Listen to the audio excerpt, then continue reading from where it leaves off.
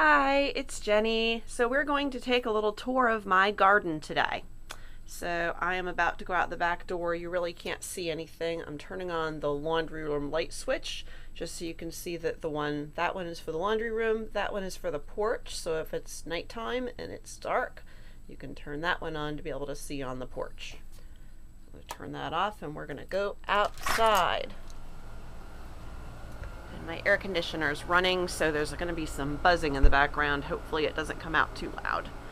Okay, first of all, we've got, I'm going to try to get these litter boxes made up tonight, if at all possible, so that will be all taken care of. And they will be somewhere over here in the bookshelf area. And then we've got some hay. The big blue bag is the oat hay mix. And that's the one that Matt gets a generous handful of. It can even be 2 small handfuls. And down here inside the bin itself, we have mostly Timothy. There's a little tiny bit of the oat hay mixed in because I was at the bottom of another bag. So I just kind of dumped that out. That's just the little bits that were at the bottom. But most of this is Timothy. And so there's plenty in there. There's also another bag underneath that. I don't think you'll need to get into that, but just in case, there's plenty there. So that's the hay situation. There's also lots and lots of newspapers here. And over here we have the table that is nice and neatened up now. And beneath that is the compost bin. And any fruit scraps or veggie scraps can go in there, as well as the soiled hay from the used litter boxes. And then I take any soiled newspaper and put it into this bin that's closer to the door. So turning around, we're going to go outside and check out the garden now. As we walk outside, what is in the ground and mostly to our left is mostly mint. But if you look hard to the left, just in front of that little tree in the pot, there's something that looks a lot like the mint, but that is actually lemon balm. Mac is not eating much mint these days. He got really sick of it because I fed him a lot for a long time, since we have such an abundance of it. But the lemon balm, he's not thrilled about. It's not his favorite thing, but he'll still eat some. So you can pick some of that for him if you'd like. And turning back around, this little pot in front of us to the left, the little short pot, that has a variety of cilantro, but it doesn't look anything like the cilantro you're used to seeing in the store. It's not doing very well right now, so we probably just want to ignore that altogether. And we're going to walk around. We're going to go first to the right. Do be careful. You'll see right here this white stuff along the ground. It's actually cornmeal. I had the beginnings of what I think is a fire ant mound, and cornmeal is supposed to get rid of them. Not sure if that's working or not, but just be aware. You want to be really careful not to step too close to that. So I like to stay on these little pink stones. And if you look right over here, these are pepper plants, and I've got some peppers that are starting to mature. Feel free to go ahead and grab one if you see one that looks big enough. And just to the left of those are a couple of things. First, we have this guy.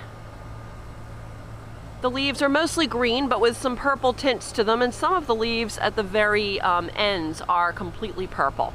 That is purple opal basil, and Mac does enjoy that, and he can have as much of it as he would like within reason. And then just over to the left of that, and again, be careful of the fire ant situation, but just over to the left of that, we have a pale green plant with, the leaves are a little bit on the crinkly side, and that is the Napolitano basil, and he's welcome to have that too. That one's not flourishing so well right now, so certainly can take some off of it, but probably not a ton of it. And that's this one. What we have here, the taller plant that's in between those, that's actually broccoli, and Mac loves broccoli leaves. As a matter of fact, I'm going to walk around giving the fire ants a wide berth, especially since I'm barefoot. And this one right here, by the way, in the pot here is sage, and you can trim a little bit of that. He likes that as a little extra treat, just a few little leaves of it. Or you can just clip off the top of a stem, something along those lines. And coming back around, you can see, for example, this part of the broccoli plant. It's got some thick stems to it, and so what I might do is just like trim off maybe right here and give him, you know, a good chunk of the end of the stem so that he has stem and some leaves. Now over here is the kale, and the kale is actually doing quite well. There's a lot of it, but I've had a weird problem in that there is a, if you look underneath the leaves, there's these, you can't even really see them probably on the video, there's these little tiny white bugs. They're very, very tiny, like you can barely even see them. They fly, I don't know what they are. I was still giving him kale when they started, and I would just wash it really well, but it's been kind of a pain, so I haven't been bothering lately. That's entirely up to you, your call. He does enjoy it, just make sure and wash them really, really well. Oh, and by the way, this right here on the other side of the fire ant problem in this pot is savory. And you can trim off part of the stem and give him pieces of that. Not one of his favorites, but he does eat it. And coming back over on this side, and again, we have fields and fields of mint. And Linda is welcome to come over and take some of that home for her bunnies who love it. I know Vegas isn't a big fan, but he's welcome to try some again too, just in case. Okay, this enormous plant with the big leaves, that is not bunny safe, so we want to work around that one. And the ones that have the pink flowers in the front, those are also not bunny safe. I probably shouldn't have mixed these together, but they're pretty. But coming around towards the right of here, on the very right of this bed, we have, this is your standard Genovese basil. This is the basil that you're probably used to seeing. And Mac adores that. It's his absolute favorite. He can have as much of it as he would like.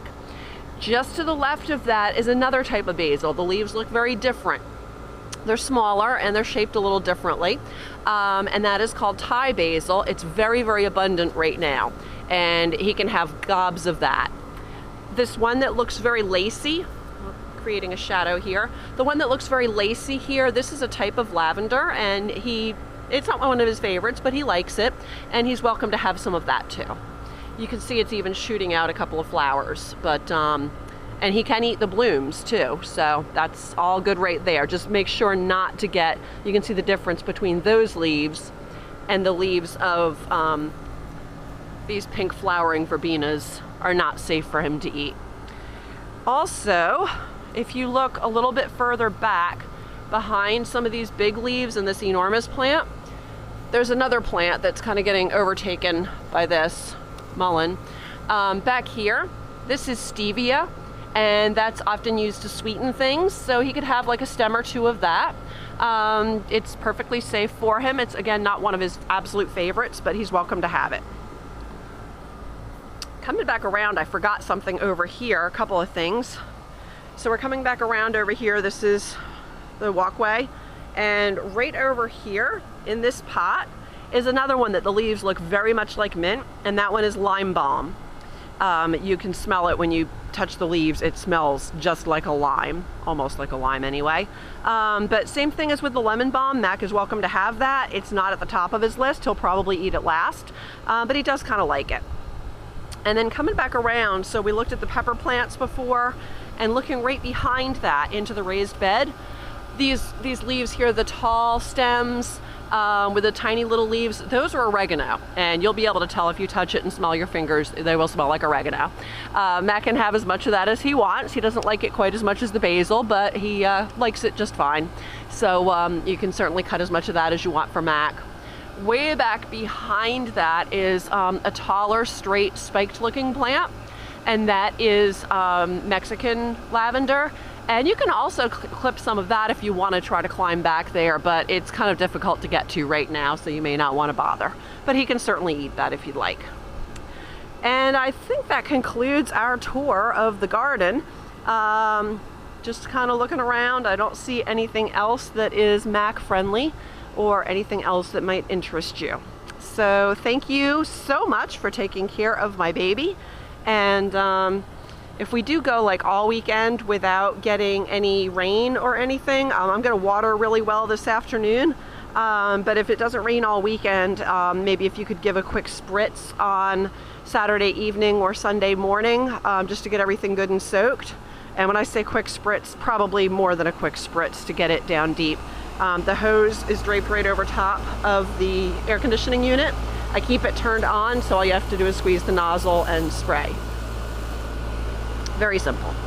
Okay, heading on back inside now. Thank you so much for taking care of my baby. Bye.